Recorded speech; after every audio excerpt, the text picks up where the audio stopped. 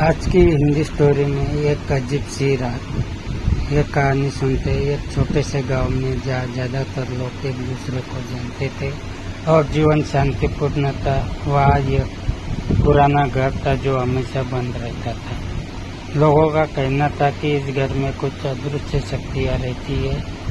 यह घर गांव के किनारे पर स्थित था और चारों ओर घने जंगलों से घिरा हुआ था। गांव वालों ने इस घर को भूतिया हवेली के नाम से पुकारा।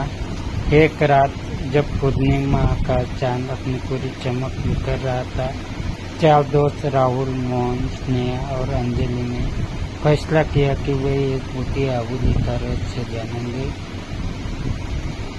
ये चारों बचपन के दोस्त थे और हमेशा किसी नई रोमांचिक चीज की खोज में रहते थे। उन्होंने तय किया कि रात के समय हवेली में जाकर उसकी सच्चाई पता करेंगे। रात के लगभग 11 बजे थे जब वे चारों दोस्तों ने अपनी टॉर्च और मोबाइल फोन के साथ हवेली की ओर कदम बढ़ाए।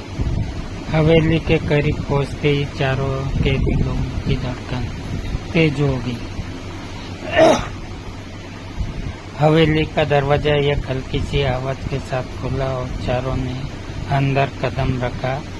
अंदर का दृश्य भयावह था। चारों ओर जाले, टूटे फूटे फर्नीचर और दीवारों पर अजीब सी चित्रकारी। जैसे ही वे अंदर गए, अचानक दरवाजा जोर से बंद हो गया। चारों चौंक गए और उन्होंने दरवाजे को खोलने की कोशिश की, लेकिन दरवाजा अब नहीं खुला। उनके दिल में डर ने घर कर लिया। अचानक उन्होंने एक हल्की सी आवाज सुनी, जैसे कोई धीरे धीरे चल रहा हो। चारों ने अपने अपने टॉर्च की रोशनी उधर फेंकी, लेकिन कोई नजर नहीं आया।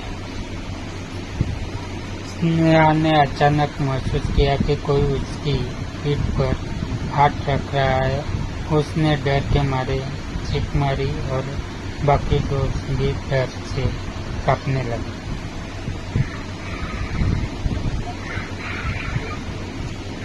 सभी ने मिलकर स्नेहा को सांत्वना दी और कहा कि वे साथ में रहेंगे और कुछ भी गलत नहीं होने देंगे। मोहन ने सुझाव दिया कि वे हवेली के अंदर और गहराई में जाकर देखें कि आखिर ये आवाजें और छायाएं कहाँ से आ रही है। जैसे ही वे हवेली के भीतर के कमरे में पहुंचे, उन्होंने देखा कि दीवारों पर अजीब सी लिपियां और चित्र बने हुए हैं। एक चित्र में एक आदमी था जो किसी शक्ति के आगे झुक रहा था। राहुल ने ध्यान से देखा और कहा, ये चित्र शायद उस आदमी का है जिसने इस हवेली को बनवाया था। अंजलि ने कहा, हमें यहाँ से जल्दी निकलना चाहिए, मुझे यहाँ बहुत डर लग रहा है।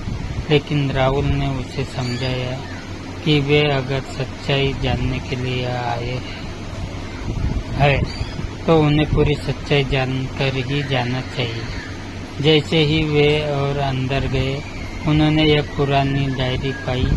उस डायरी में हवेली के मालिक की कहानी लिखी हुई थी।